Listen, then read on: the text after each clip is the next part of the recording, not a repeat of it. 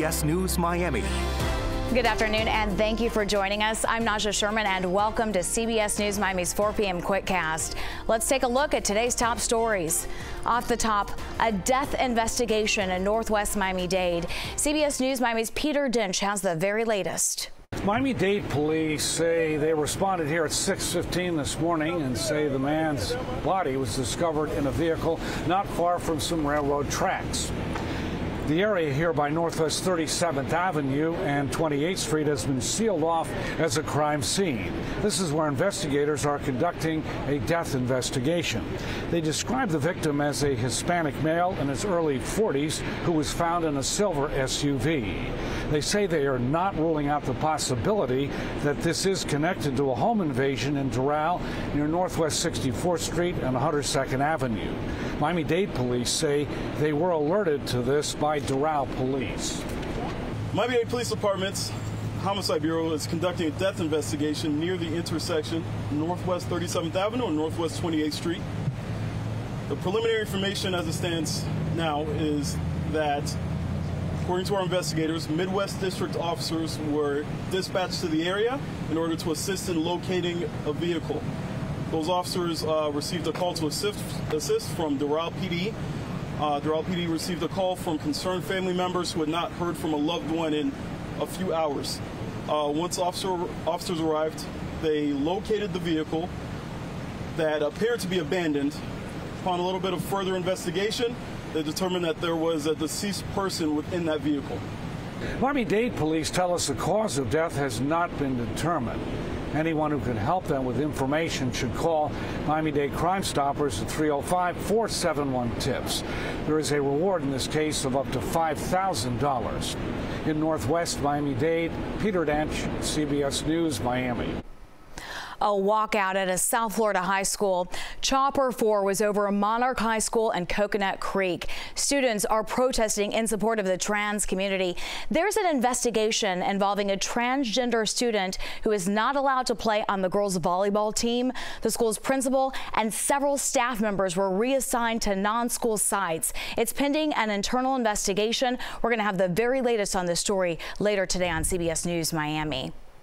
A roof collapse at a school in Coconut Creek. Chopper 4 over Atlantic Technical College and High School earlier today.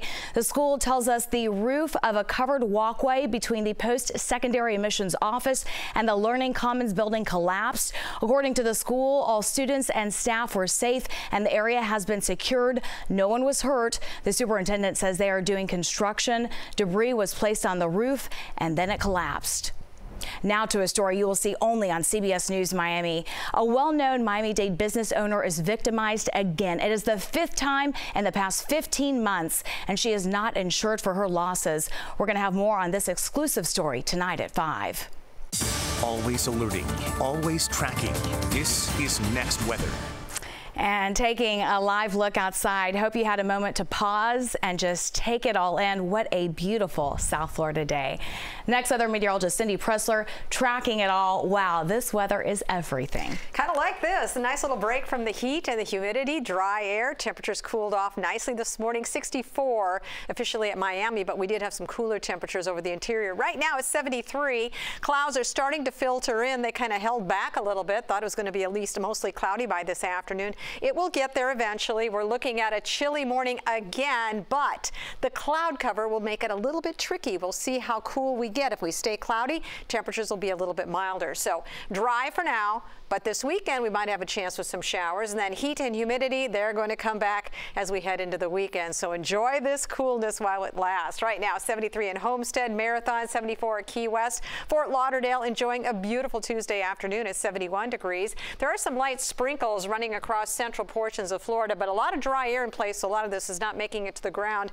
No rain here, though. We are going to stay dry, but again, it's the clouds that can make a difference for those overnight lows. We're going to keep an eye on that. Certainly nothing as far as any rain out there, just that dry air. Temperatures tomorrow morning, if we have some breaks in those clouds, lows will drop into mid-50s here west and 55 degrees. Dania Beach about 58. About 61s we're expecting at the airport again, depending on the cloud cover. And you go south, Homestead 59, 65 in Marathon. Again, always stays warmer down in the Keys. So 61 degrees the forecast, not even close to the record low. But we like this chill because it's a nice change. Look what happens, though, by Friday as those winds turn. Overnight lows are back into the 70s again. We go back to normal. So one more night. Nice day again tomorrow. High pressure, which is controlling our weather, is going to scoot off to the east and allow those winds to turn to the southeast. And that'll start bringing in more humidity, a chance for a spot shower as we head into next week. But really, it's the next cold front that comes in. That'll be in here by late Sunday night, early Monday morning, and that'll bring at least a 20% chance for shower. But our temperatures will be warming up, and enjoy it so far. A great 7-day. Thank you, Cindy. We are now seeing our first images of former President Jimmy Carter. It's since the passing of his wife, Rosalynn Carter. The former president attended a tribute for his wife in Atlanta, along with former U.S. presidents and every former First Lady. CBS News Miami's Skylar Henry joins us live from Atlanta and has more on the moving tribute. Skylar. Hey, Naja, good to be with you. A celebration of life here in Atlanta as dignitaries and former First Ladies, as you mentioned, were all here in this church behind me saying their goodbyes to a for a woman who did so much. America the Beautiful played as Rosalynn Carter's casket entered the sanctuary of Glen Memorial Church in Atlanta. Seated in the front row, her husband of 77 years, former President Jimmy Carter, in a wheelchair and lap blanket. He was joined by the Bidens, Clintons, and every living former First Lady. Rosalynn Carter would be so pleased to see that she brought all of you together on this day. The meticulously curated tribute included some of the former First Lady's favorite hymns.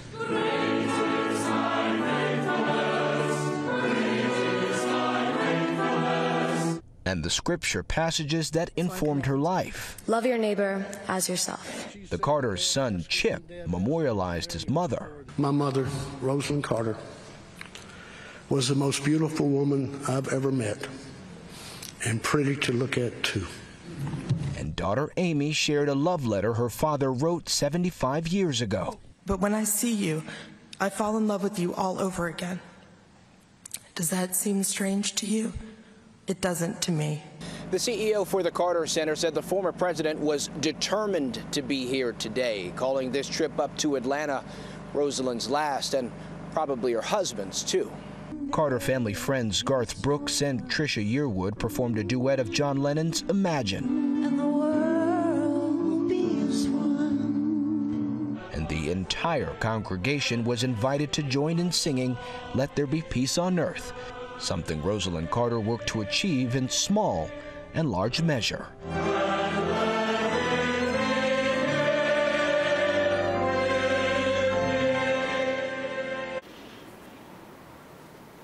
There will be a private ceremony tomorrow in Plains, Georgia. That's the Carter's hometown. The former First Lady will be laid to rest there.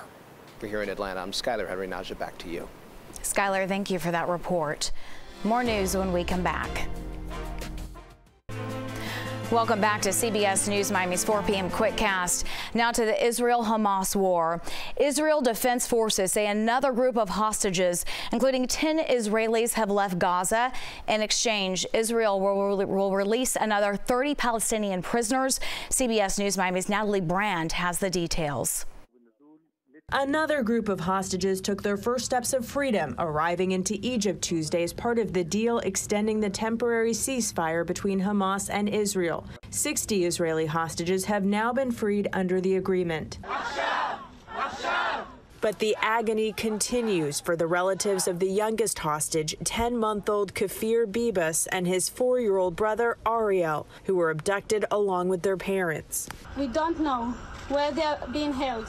What is their condition? A Hamas official told CBS News it's looking to extend the pause in fighting even further, which could result in the release of not just women and children being held, but also men and abducted Israeli soldiers. The White House has said it wants to see the pause continue as long as prisoners keep coming out. We're determined to continue that for as long as possible to bring as many people home. as we possibly can. CBS News has confirmed that CIA Director William Burns attended meetings in Qatar about the conflict and the hostages. Israel continues to release Palestinian prisoners as part of the deal.